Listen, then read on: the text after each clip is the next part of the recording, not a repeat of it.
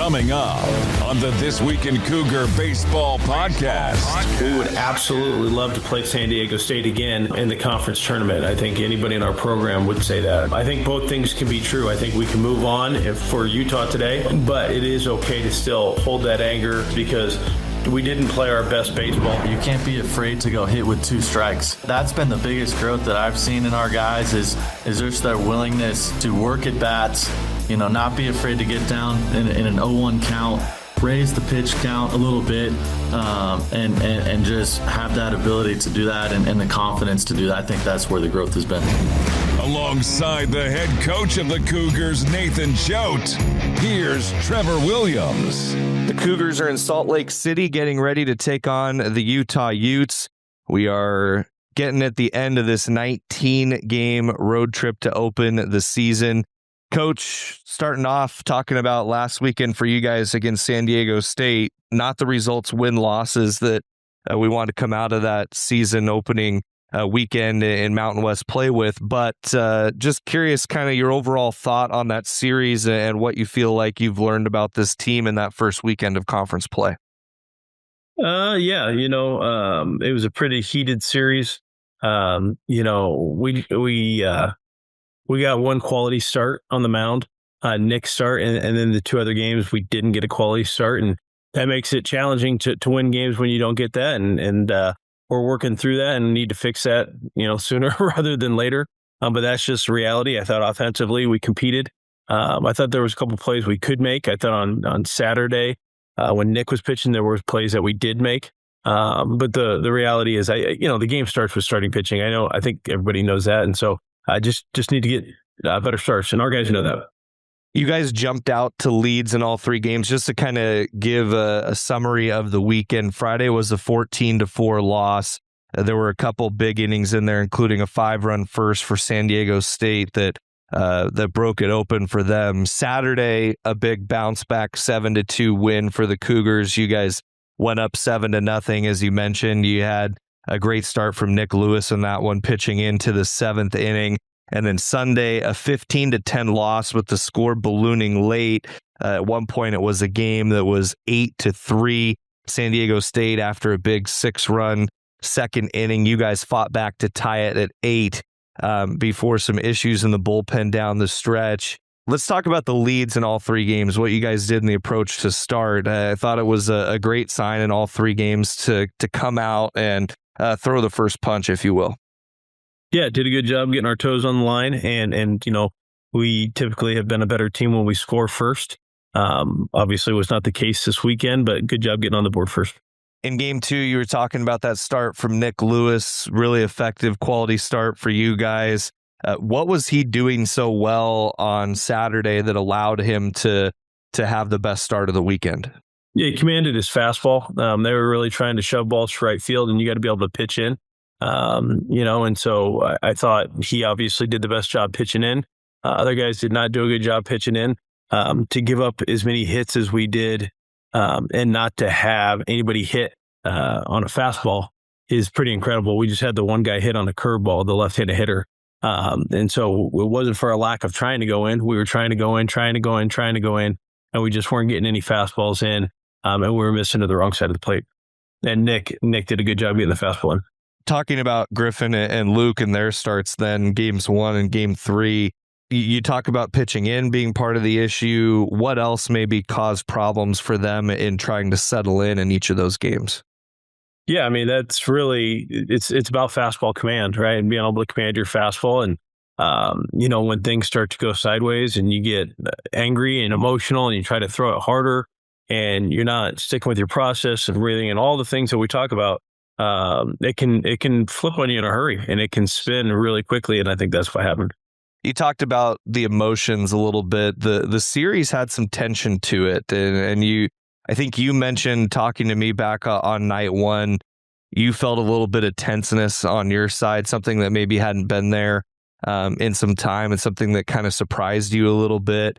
And then the way your team responded to the energy of the weekend, I thought was really interesting to watch. You guys showed a lot of toughness. We're definitely sticking up for one another. Just talk to me about kind of the overall energy and the vibe of the weekend that was created there in San Diego? Yeah, I thought we did after Friday. I thought we responded. We had some fight to us.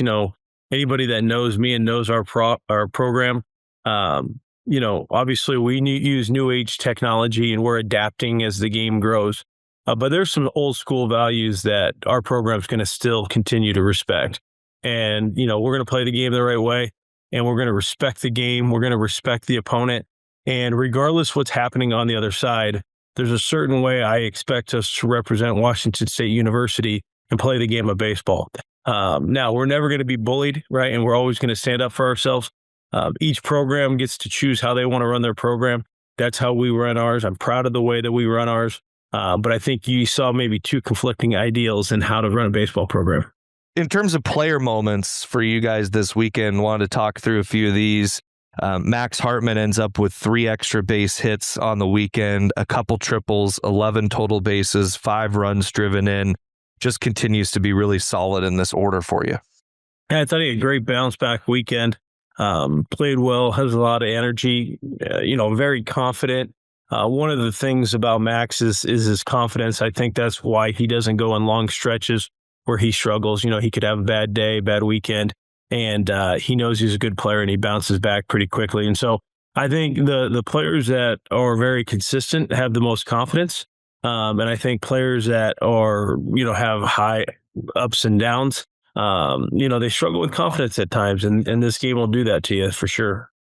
As young players, how do you work with them to try to eliminate some of that roller coaster, the up and down of feelings? How do they continue to develop to try to get kind of on that steady where they're not too high, not too low? Yeah, it seems cliche because you've heard me talk about the process so much, but really, regardless of what happens, taking it a pitch at a time. And it's easy to say, it's hard to do in the moment when you're mad. When you're angry and you're trying to focus on the next pitch, but you're still angry and you still have those emotions, having systems and a routine in order to clear those and have a focal point to get a breath in and get to the next pitch. And then have, as coaches, our job is to continue to help them try to calm down. And sometimes, young guys they struggle with it, right? And that's why veteran players at any level in any sport are better because they know how to handle things. And so really, you just got to continue to communicate with the players and just let them know that failure is part of the game and it's okay. It's really about what you do next and how you get present. And so there's no magic pill for it. That's for sure. But yeah, I think learning as the season goes on and when it starts to spiral on you, can you learn from that? And then the next time that it starts to spiral on you, can you reset it and have, a routine to kind of calm yourself down? You mentioned the guys maybe pulling a little bit of anger into Saturday, and not in a bad way, but maybe an anger that created an extra focus going into that game. How do you feel like the vibe is right now coming out of the final game of that series and getting ready to take on Utah in the midweek? First off, I think we're ready to play Utah, right? I think we've moved on. We want to play. But it's okay to be angry and it's okay to hold those things. And we would absolutely love to play San Diego State again in the conference tournament. I think anybody in our program would say that. And so I think both things can be true. I think we can move on for Utah today and then prepare, once today's over, prepare for Grand Canyon this weekend.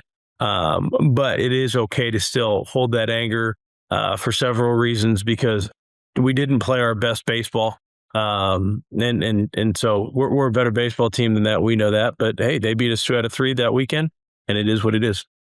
Some other players I wanted to talk about from the weekend. Ryan Shawnsby, I thought a lot of the defensive plays he made at first base while he was kind of working to get the bat going later in the series. He made so many such as pivotal defensive plays for you guys. And it was really impressive to watch what he did there, handling things over at first. Yeah, so I think he did exactly what you mentioned a few minutes ago about how do you separate and how do you calm yourself down and how do you get to the next thing. He's a senior that's learned how to do that. And even though he may have scuffled on Friday and wasn't feeling overly confident at the plate, he was pouring himself into the defense and trying to help our team in any way he could. And I think that's what you saw. I thought he played a great defense all weekend. I also noticed his leadership in Game 3, specifically, watching back some of the Mountain West copy. He was trying to help Gavin Durr through that spot coming in and out of the bullpen. I could see after the mound visits, he'd have a couple brief conversations with him too, trying to help pull him into a good spot. Is that kind of what you've seen develop in him as a guy who was named a captain this year? Yeah, that's one of the reasons why he was named a captain, for that reason. I think he has a good feel for the game and understands, hey, man, that's a really big situation. We just had tied the game up 8-8, and that was a critical moment. And so trying to help support a teammate to get him through it. You talked about trying to work to solve some of the walks that occurred from the bullpen there in those last few innings on Sunday. And I know they popped up at other times in the series too, but definitely one of the parts that sticks out is Sunday afternoon. Are you feeling right now, is it mental? Is it physical? A mixture? What are you seeing from your spot at the top step? Well, first off, it comes down to starting pitching, right? And so where that game gets turned around is, I know the bullpen wasn't great once we tied it up, but August Ritchie came in and threw great. And August, in my mind, how that game was going to go was, Griff was going to go 5 or 6, and then we were going to go to August, and then we were going to go to Scott Rangett. That's kind of how it was going to play out. And so when we got down early and had to go to the bullpen early, kind of just changed things, and some guys got put in a little bit of a different role. But that's not an excuse for Gavin. He's good enough. He should come in and pound the strike zone. But really had envisioned, August kind of throwing there in that situation. Talking about August, the 3 scoreless innings that he fired for you guys were definitely huge against San Diego State. It allowed your team to chip away over the course of, I think it was 4 consecutive innings. You guys put runs up on the board, and 5 of the last 6. He was a really steadying presence in that game. Yeah, he was pitching in with his fastball. And so, like I said, that one of the keys is when guys are on top of the plate and they're feeling comfortable, you need to be able to run your fastball in under their hands and get guys uncomfortable and take back the plate. And I thought that's one of the things he did.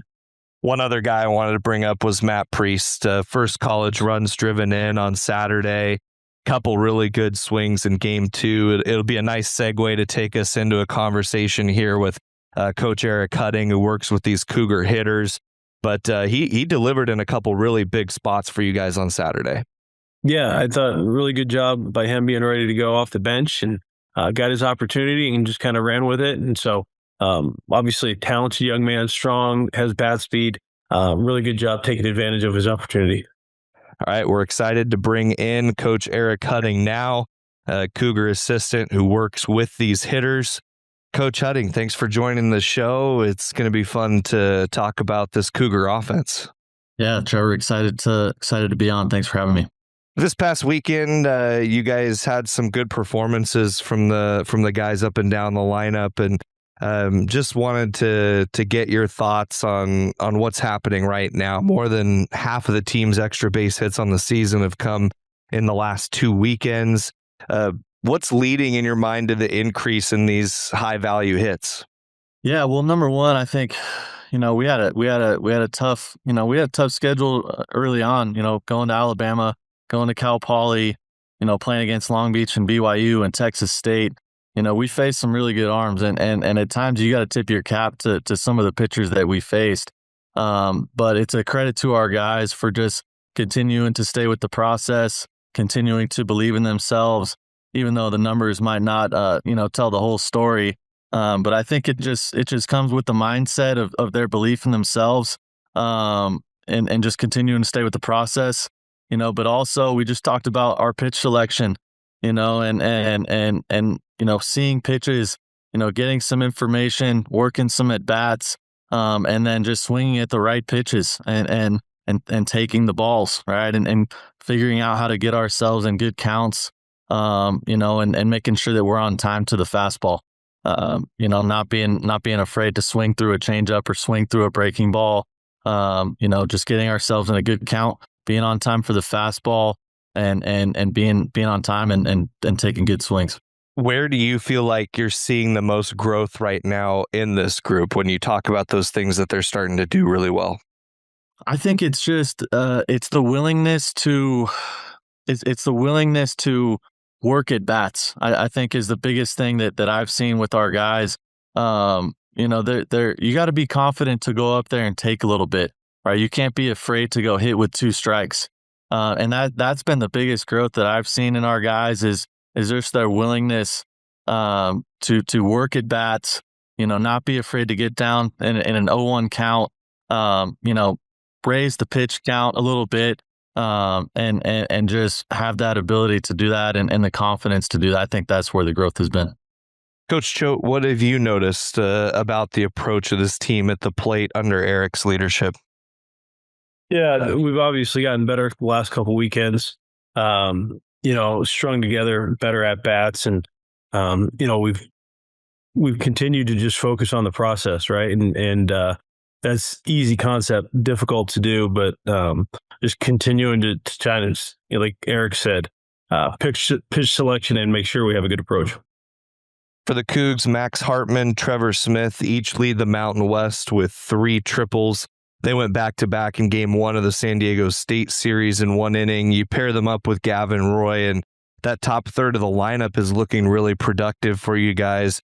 Coach Hutting talked to me about those 3 guys who this last weekend were hitting right at the top of the order for you.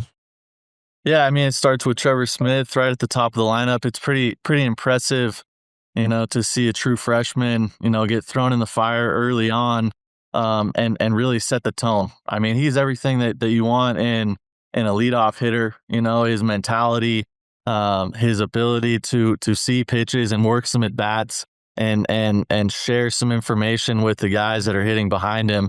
I think he puts guys in a really good place, and he sets the tone for us at the top of the lineup, which is obviously super impressive from a true freshman.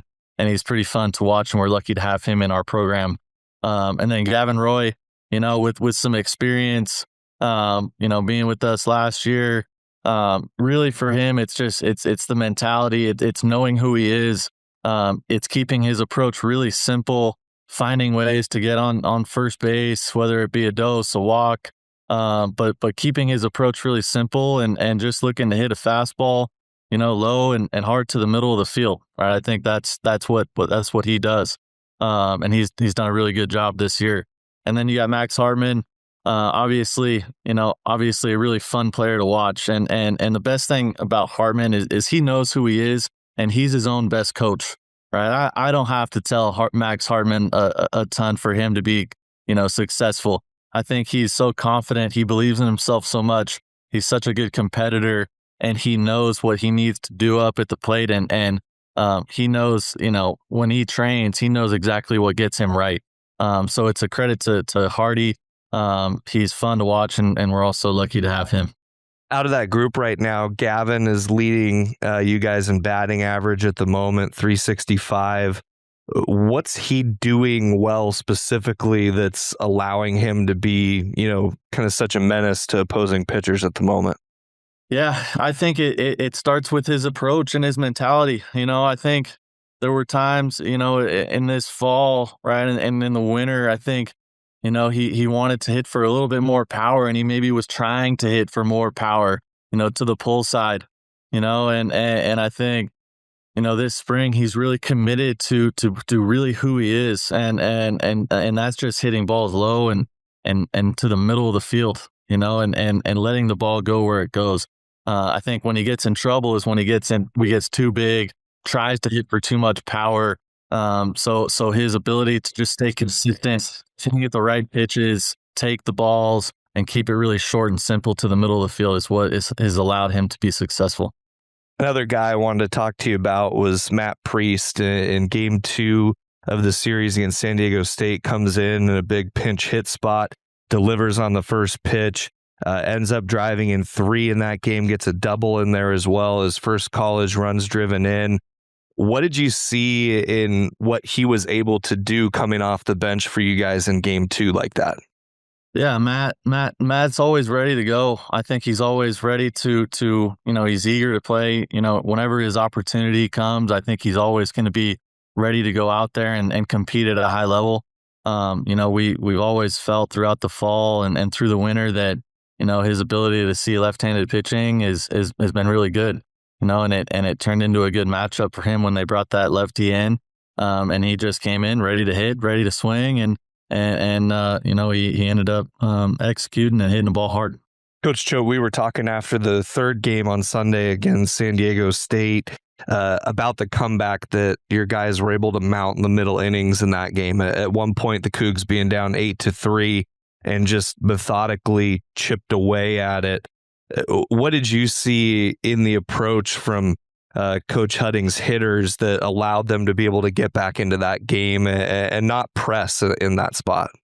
Yeah, you're going to try to set me off because we did a great job fighting back into that game to tie it 8-8, and everybody in our dugout thought we were going to win. And we all saw what happened next. But yeah, just the fight and the competitiveness, obviously went down early and then fought back in it to tie it up 8-8. We had a lot of momentum. And so it was, really, really pleased with the fight. What qualities does a coach need to possess to be able to effectively teach an offense, and how does Eric embody that? Well, I think what you need to do first and foremost is you need to be consistent, right? You ask your players to be consistent, and coaches need to be consistent. Hitting is very, very difficult. And so that's one of the main qualities I think you need to be a very good hitting coach is I think the guys need to know who you are every single day. You can't be emotional. You need to be consistent with your emotional stability. And so I think, he embodies that, and having a relationship with the guys where, they have someone to lean on when they're struggling and kind of talk it out. It's not really hey, do it this way. It's more like a collaboration where they kind of sit down and communicate and figure out what direction they're going to go. Coach Hudding, at this point in the season, what do you want to see the guys in this lineup do to take their approach to the next level? Yeah, I think it's just continuing to stay with the process and continue to train the right way. The results are going to be what the results are. And it's just continuing to believe in themselves at the plate and continue to stay with who we are as an offense and make, the team at bats and the team offense more important than our individual success. Whether it be, we're going to get our toes on the line this game and we're going to make the pitcher uncomfortable.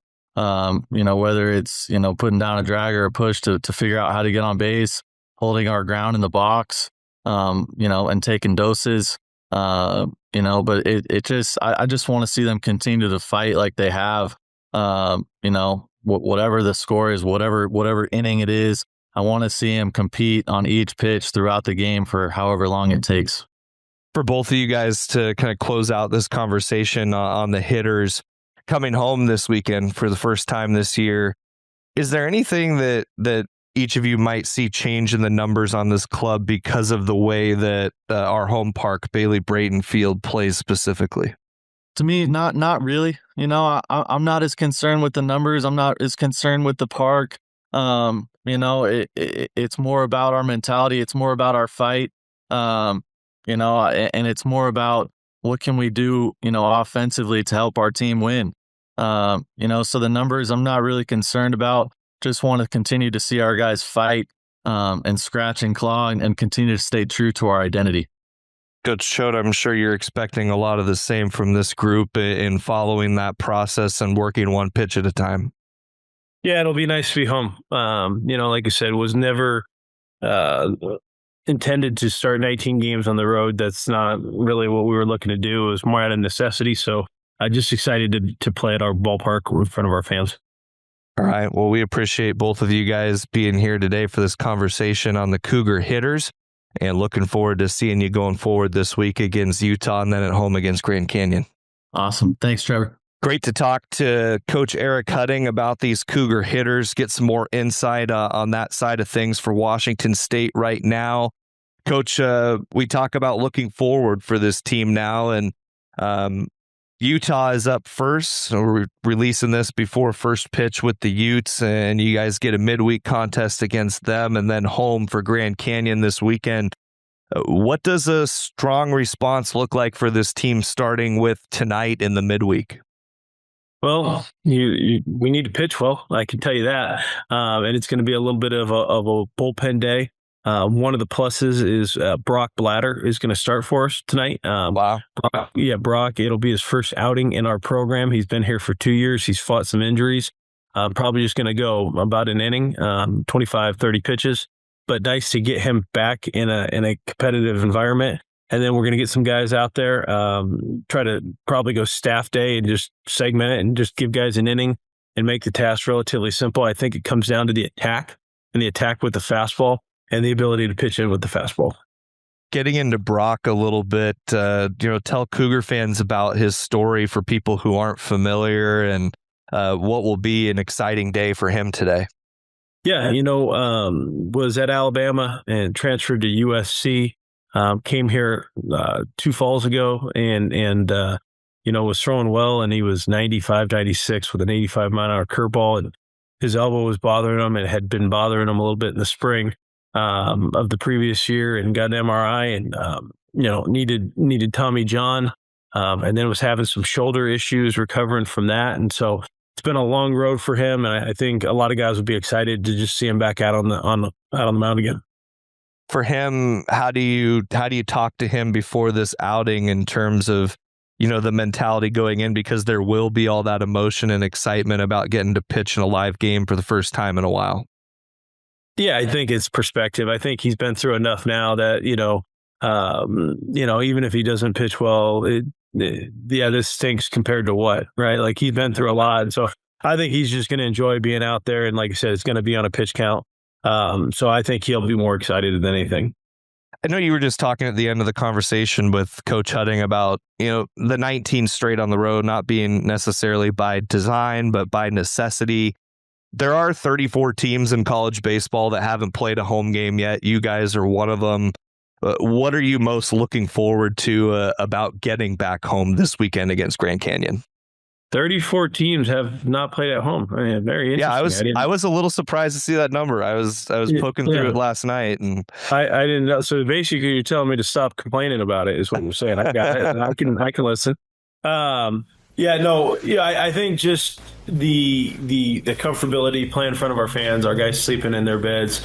I know college athletics has changed, but in my mind, they're still student athletes and they still go to school. And the academic piece still matters to some of us.